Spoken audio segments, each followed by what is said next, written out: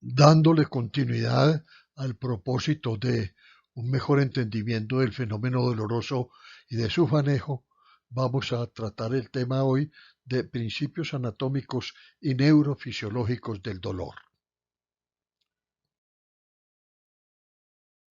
Cuando conversamos sobre el dolor o atendemos a un paciente con dolor, tenemos que tener en cuenta unas premisas fundamentales.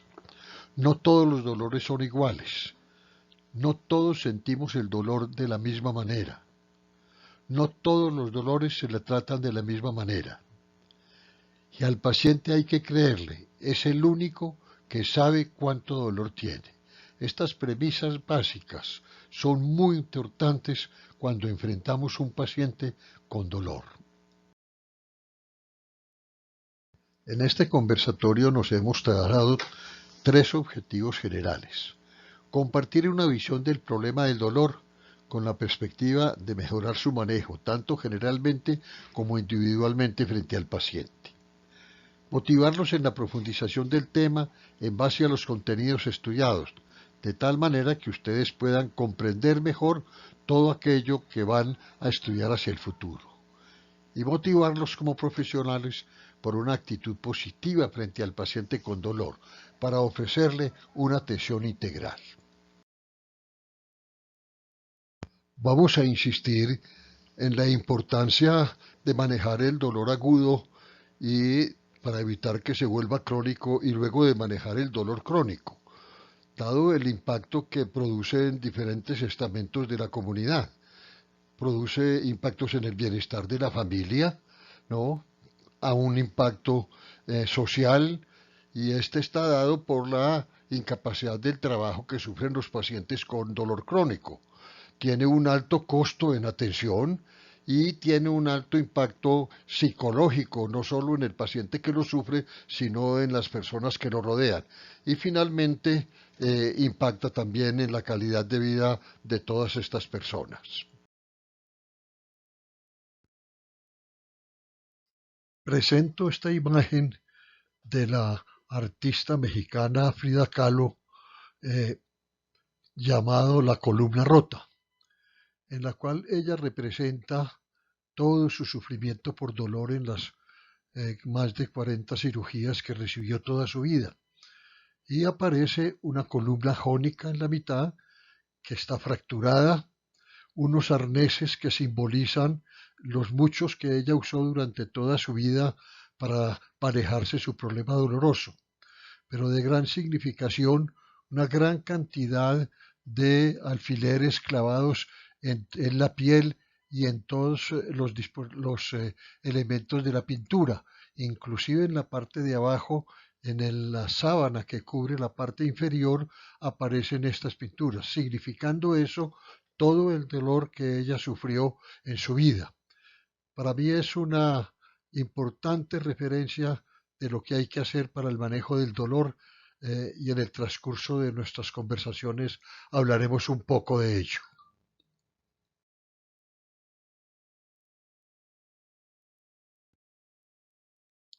¿Y cómo se define el dolor?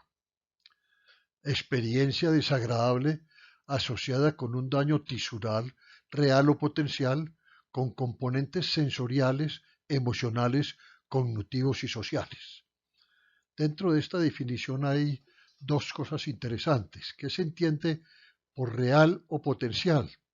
Pues un dolor real es aquel que se produce por la fractura de una mano, por una cirugía.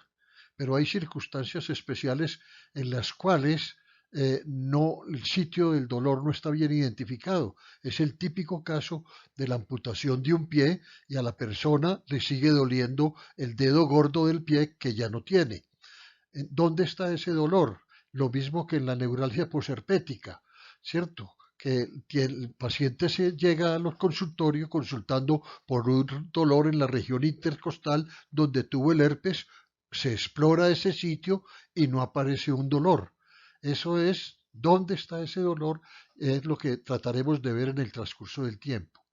Pero en esta definición del dolor también hay dos aspectos, unos aspectos muy importantes: la componente sensorial, emocional, cognitivo y social que tiene el dolor.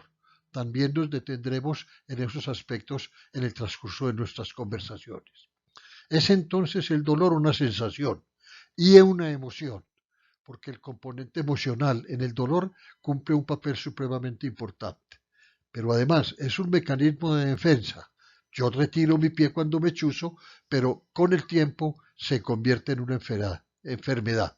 El paciente de síndrome regional complejo estaba enfermo de dolor, teniendo una patología muy compleja.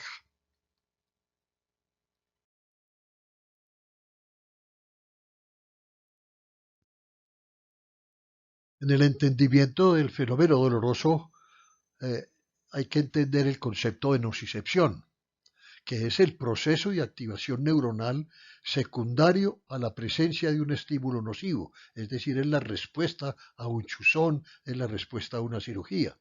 Es la información o percepción que posteriormente se convierte en dolor y hace referencia a la porción orgánica, no a la parte emocional de la experiencia dolorosa. Son esos fenómenos biológicos en respuesta a estímulos nociceptivos antes de que esa información sea consciente, que el paciente tenga conciencia del fenómeno doloroso.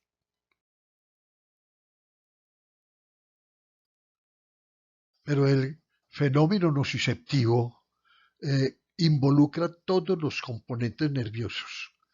Involucra los nociceptores, las fibras nerviosas, los neuronas bipolares, los ganglios nerviosos dorsales, las neuronas de segundo orden, las vías intraespinales, los centros bulboespinales y corticoespinales. Es decir, el fenómeno doloroso que parte de la nocicepción compromete prácticamente todo el sistema nervioso central.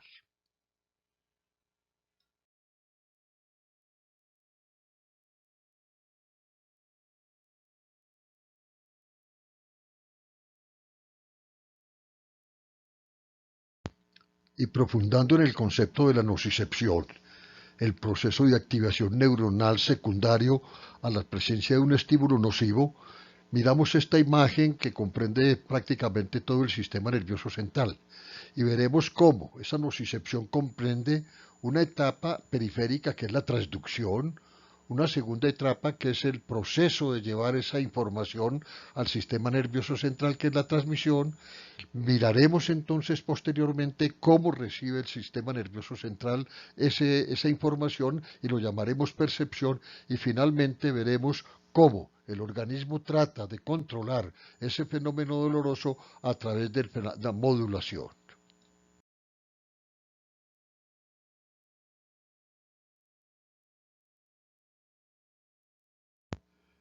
Pero antes de avanzar en la profundización de la nocicepción, analicemos los fenómenos fisiológicos y fisiopatológicos de la respuesta dolorosa. La evolución dotó al organismo de mecanismos flexibles, reguladores y moduladores, que permiten una adecuada elaboración de la información dolorosa y respuestas protectoras de la homeostasis corporal. Y esos fenómenos fisiológicos son el fenómeno de la neuroplasticidad, la sensibilización y la neuromodulación, que analizaremos cada uno individualmente.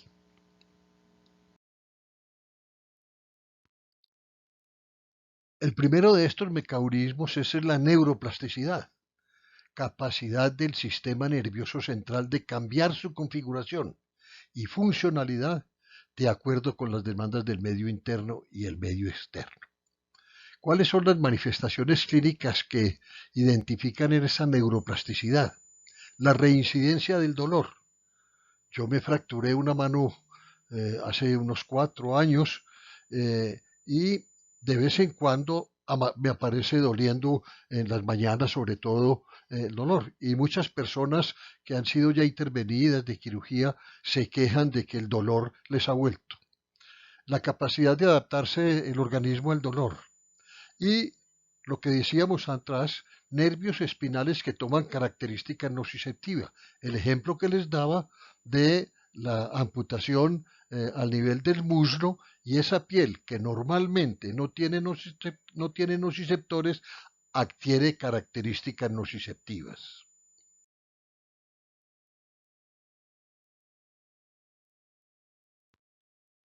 Esto dijo René Descartes hace más de 400 años en el libro que allí se presenta.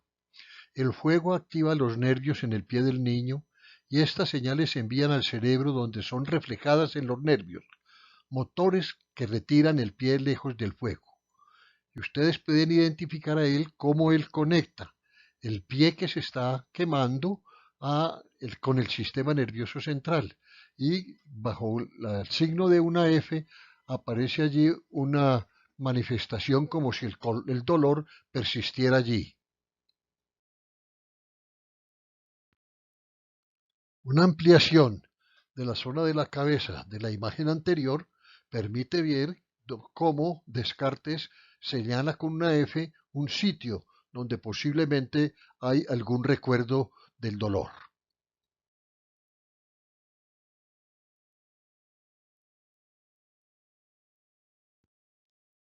Estos diagramas muestran los tres modelos de procesamiento del dolor para los tres tipos de dolor más importantes, el nociceptivo, el inflamatorio y el neuropático. En esa primera imagen de la fase 1, donde hay un chuzón, hay una injuria leve, la información llega al sistema nervioso central y hay una respuesta breve de dolor.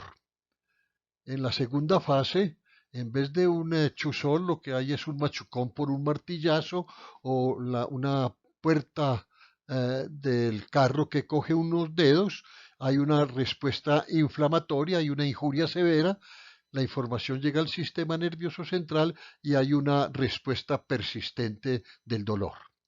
Y la última fase, la fase 3, en esa fase hay un daño al sistema periférico, como en nuestro caso del paciente de síndrome regional complejo, la información llega a la médula espinal y hay una respuesta anormal. Esta es la caracterización de lo que llamamos el dolor nociceptivo, el dolor inflamatorio y el dolor neuropático. Como parte de la neuroplasticidad, se presenta aquí la caracterización de la hiperalgesia primaria, donde hay una lesión a nivel de la mano, hay una información a través de las fibras A delta y las fibras C que llegan al sistema nervioso central. Pero allí hay comunicaciones con otras porciones distantes del sistema nervioso periférico y a través de las fibras A delta se va a comunicar con otras regiones del organismo para caracterizar lo que se llamará la hiperalgesia secundaria.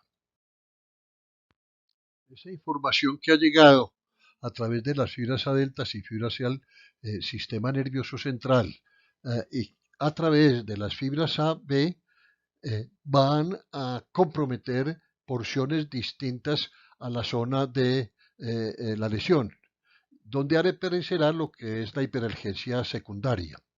Si a ustedes les llegara un paciente a la consulta con una fractura de coles y en la primera hora ustedes la infiltran con anestésicos locales, ustedes muy posiblemente pueden reducir esa fractura. Pero después de unas 2 horas y un poco más de tiempo, ya no es posible porque hay un compromiso en una zona distante que es lo que se llama la hiperalgesia secundaria. Por ese mismo fenómeno de la neuroplasticidad se caracteriza lo que se llama la hiperalgesia visceral o una hiperalgesia referida. El caso típico de una lesión en el estómago se comunica con el sistema nervioso central, se hacen conexiones a nivel de la médula con otras diferentes metámeras y lo que aparece es un dolor referido en una zona distante a la zona donde se origina la lesión propiamente dicha. Otras condiciones fisiopatológicas como los factores genéticos, un dolor persistente por una lesión, factores hormonales muy importantes y factores cognitivos y emocionales, que son condicionantes de un dolor funcional, de una hiperalgesia secundaria. Y los factores hormonales, hay evidencia científica hoy de que la mujer necesita dosis más altas de analgésicos que el hombre, normalmente. Dos pacientes, un hombre y una mujer, con una lesión parecida, usted tendrá que darle unas dosis un poco más alta a la mujer para controlarle su dolor. Esas son características de funcionalidad hormonal. Y una explicación anatómica de ese dolor referido es el caso típico de la bifurcación axonal y de la convergencia neuronal. Ahí se aprecia cómo la bifurcación axonal, la información sale de la lesión en el intestino, va al cuerno posterior de la médula y se regresa por unas fibras diferentes para que el dolor aparezca en la piel en un sitio distante al de la lesión intestinal. Y el otro caso, el de la convergencia neuronal, que es el típico caso del corazón, donde por una isquemia la información llega al sistema nervioso central, cuerno posterior de la médula, pero la información al brazo izquierdo llega por una comunicación completamente diferente anatómica.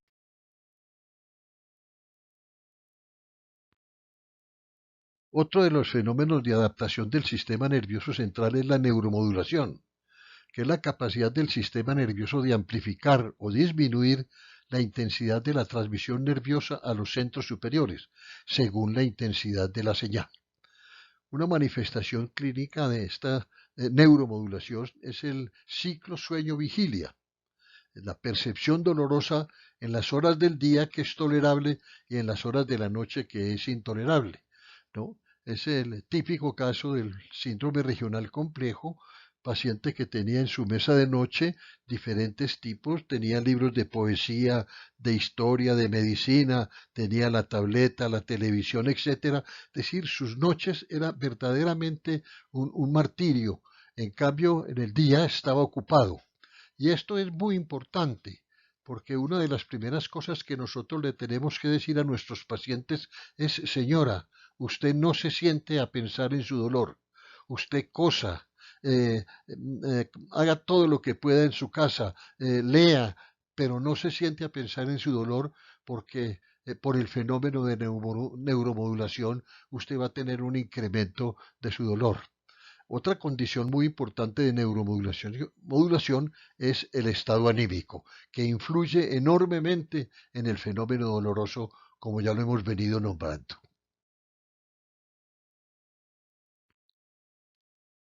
Y por último, el tercer proceso de adaptabilidad del sistema nervioso central, que es la sensibilización, que es un fenómeno propio de los nociceptores y de las neuronas del asta dorsal de la médula espinal, que consiste en cuatro fenómenos fisiopatológicos interrelacionados entre sí que se los vamos a caracterizar.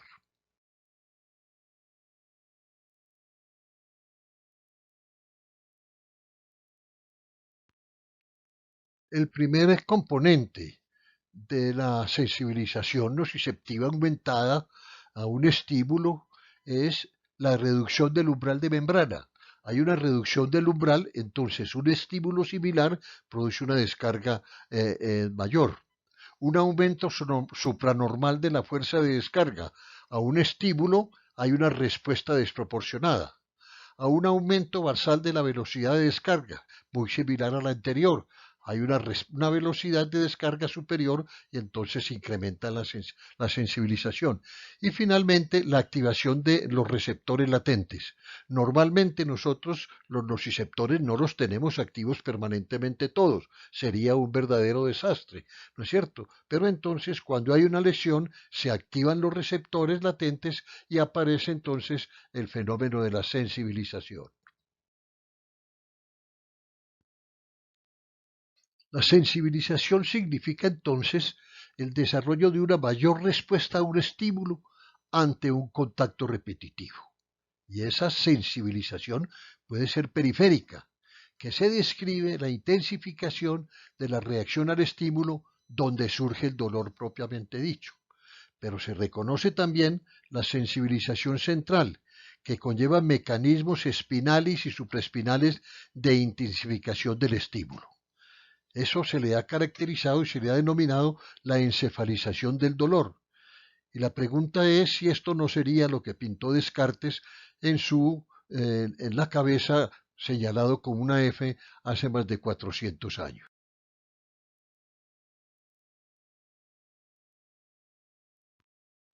Hemos analizado los fenómenos anatómicos y neurofisiológicos que condicionen el estímulo doloroso y la aparición del dolor.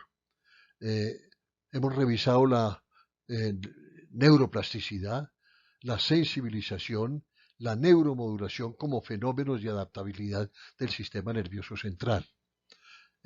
Vamos a pasar luego entonces a hacerle un recorrido al camino que recorre un estímulo doloroso dentro del sistema nervioso central para representar el dolor.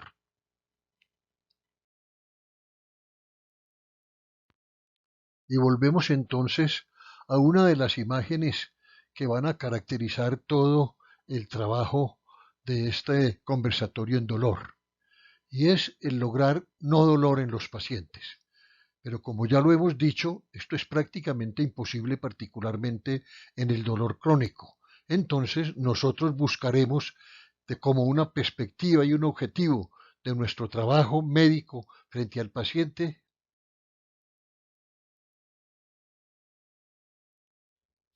el menor dolor posible como un propósito central en el manejo de nuestros pacientes.